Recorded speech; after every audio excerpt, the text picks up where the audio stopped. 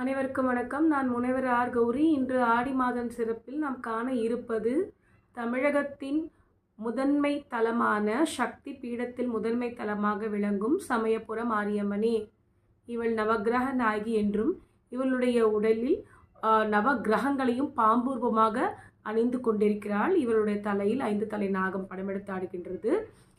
இவள் உடல் முழுதும் மூலிகையால் ஆன சுயம்பு லிங்கமாக சிவரூபமாக காட்சி தருகிறாள். இவருடைய கோயிலில் நமக்கு பிரசாதமாக வழங்கப்படுவது விபூதியே.